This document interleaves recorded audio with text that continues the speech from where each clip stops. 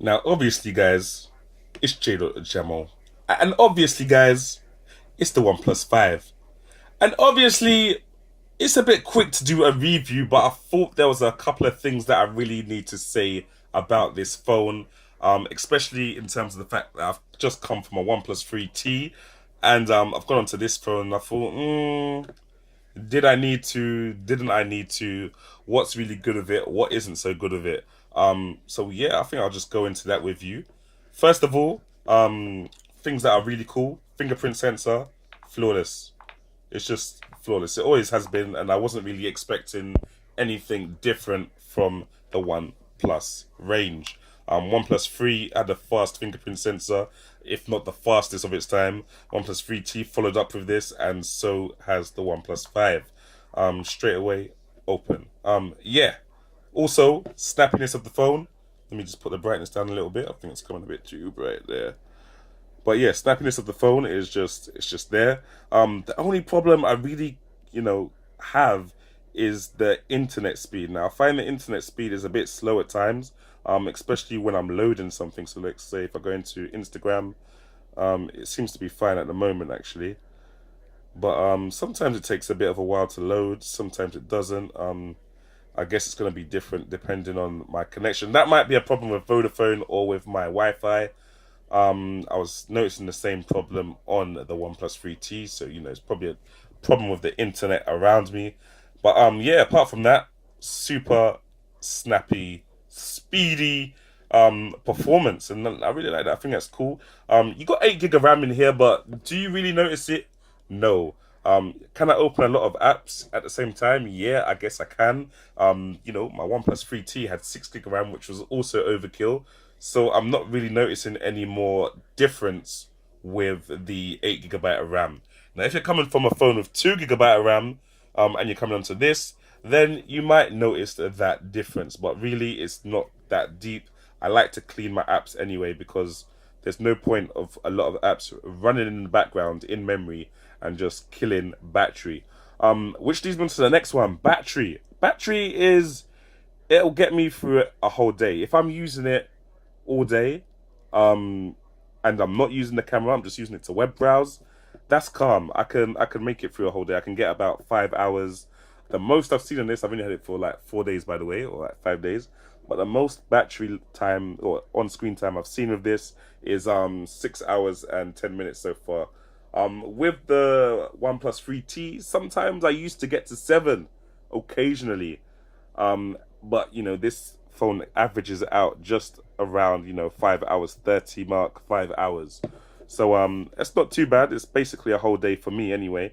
But as soon as you start using the camera, as with most phones, that screen on time is gonna go lower and lower, into the 3 hour mark, 3 hour, 4 hour mark, kind of thing. So apart from that, battery's quite decent. And it reaches like 5 hours with the Bluetooth, with the Wi-Fi on, with the 4G on, and with auto sync on. Location might put you down to 3 hours 30, 4 hours mark kind of thing. But the only time I use location is when I'm sat naving, and if I'm sat naving, 9 times out of 10, I'm not on my bicycle. I'm in my car, so I plug it in to the port anyway. Fast charging, obviously, it's OnePlus. It's dash charging. I don't charge my phone overnight anymore. I literally wake up in the morning with whatever percentage I've got, as I've done last night and this morning, and I give it a quick charge an hour before I need to go anywhere. And I'm at 99% or at 70% or at whatever percent I need to be able to use the phone for the whole day. So the battery, even though it's not as long as the Moto Z Play, for example, the fact that it charges stupidly fast, makes up for it. But the fact that OnePlus charge an outrageous amount for the charger in the first place, I think £15 a bit pricey. For me, I mean I'm poor, but like I think £15 for the charger. No, no, sorry, £30. £30 for the charger and the cable. £15 for the charger without the cable, but you need the specific cable to have it work in the first place. 1 second. I actually can't remember what I said since I paused. So I think I was talking about battery last. Um, Yeah. Oh, that's right. The speakers. Speakers are kind of loud on this. I think they're a lot louder than the OnePlus 3T. Um, they're actually they're actually quite loud and they're quite decent. I mean, they're only bottom firing speakers. You can hear it a lot better when you cup the phone like this. But for the size, they're quite decent. I can hear my phone ringing. Vibration motor is quite cool as well.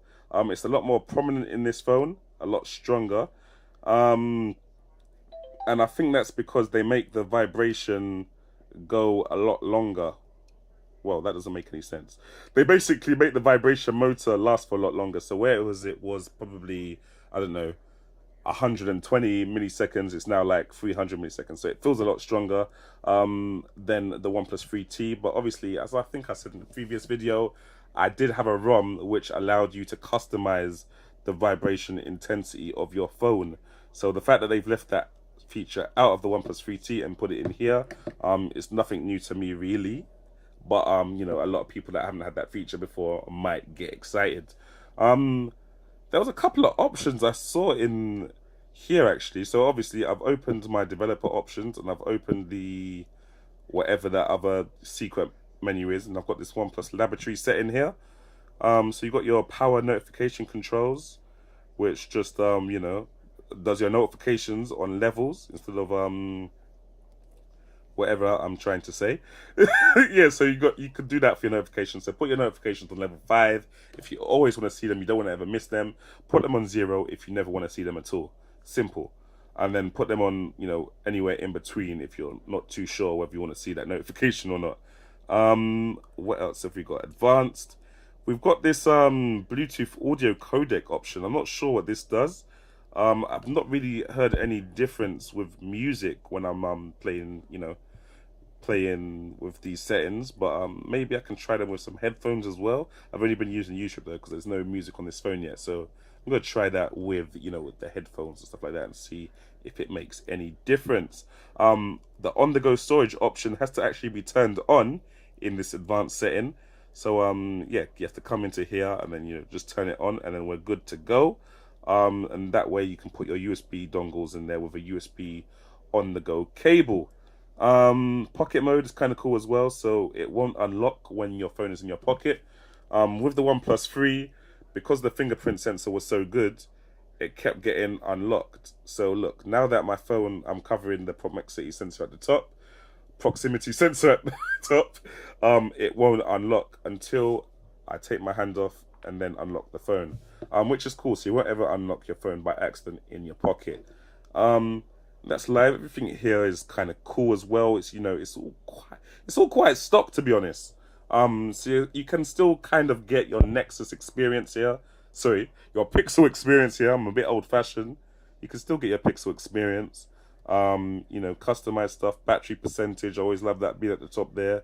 You can display network speed if you want to. Time, icon managers, battery style. You can do that as well. Gestures. So you got, you know, you got your 3 fingers to make a screenshot, which is kind of cool. And then you got this button here, which will automatically scroll the page and take a screenshot, which is a dope idea. So they call it extended screenshot, basically. Like if I go to, let's say if we go to Instagram, and okay, yeah, it's my birthday, guys. So yeah, if you go to Instagram, and okay, everyone, take a screenshot and then, you know, select scroll, and then it will automatically scroll all these screenshots until you press stop, and then, you know, you can send somebody that long screenshot, which is kind of cool. So yeah, that's the screenshot app. What else have we got going on here? Yeah, as I was saying, you've got the gestures when your phone screen is off. So if I do a V on my phone, it turns on the light. If I do a V on my phone, it will turn it off again. There we go. That's kind of cool. And you can set these to whatever you want now. It used to, you know, back in the day, you have to set them to a specific app or they were already preset. Now you can do whatever you want with them. So you can set it on record a video, open the front camera, open camera, open the shelf, allo, any app you want, you can do that. Which is cool. And you got, what have you got? O, V, S, M, and W. M and W, yeah. I don't know why they've only picked those letters. Maybe those are the easiest letters for people to draw. I'm not too sure. Double tap to wake as well is on deck. Yeah, guys. I'm quite pleased with this at the moment. Um, Camera is really good as well. Obviously, let me just show you some sample shots. Some sample shots. You know, it'll be better if I just show you these big, but I'll just show you them quickly on the phone anyway. You know, you can zoom in quite a bit there. There you go. You know, taking pictures of a park with full of kids. It's a bit awkward, but hopefully, you know, it's I'm not like that. There's mine, my two. What is this? A video of me climbing. Okay, let me just stop that before I die. But yeah, the camera quality is generally quite decent in there. They use the two dual camera gimmick quite good, so you can, you know, get these little depth of field shots right here, which look kind of cool. With the blurred out background kind of thing, and the subject nice and you know, in focus at the front. You could do the same with fruit if you want. You can have a little watermark on your picture. What else can I say about this phone? The camera launches quite quickly. You can launch it if the phone is off from a double tap. Or can you? There we go. Oh, I'm overdrawn. Okay, that's awkward. But there we go. Such as the student life, even when you're not a student. Snapchat all works everywhere. You know, it's all good, guys. So yeah, OnePlus 5 doing jobs. Do you need to upgrade from the OnePlus 3T though? Maybe not. I mean, unless you want, you know, the camera stuff like that, you don't really need to. I mean, for the sake, the question you got to ask yourself is, do I want to pay X amount of money to be able to zoom and to be able to take, you know, depth of field pictures? That is honestly the question you got to ask yourself. Like, do you want the ability to do this? And, you know, there we go. Depth effect. That's what you would have paid. That's what you'll be paying the extra money for. So, yeah, if the answer is yes, then jump on the OnePlus bandwagon and upgrade from a 3T to a 5. If you haven't got a OnePlus yet, maybe you should be humble and just get a 3T. But this just looks sexy though. I mean, any way you look at it, it's just the piff. Look at it. It's the piff. But yeah, guys, thanks for watching. OnePlus 5 review 1 week later. I can't wait till I had it a month, and then I can really tell you what's going down with this phone. But yeah, thanks for watching, guys. I'll catch you in the next one. Make sure you leave a thumbs up if you liked it, thumbs down if you didn't, and subscribe. Yes. Jamo out.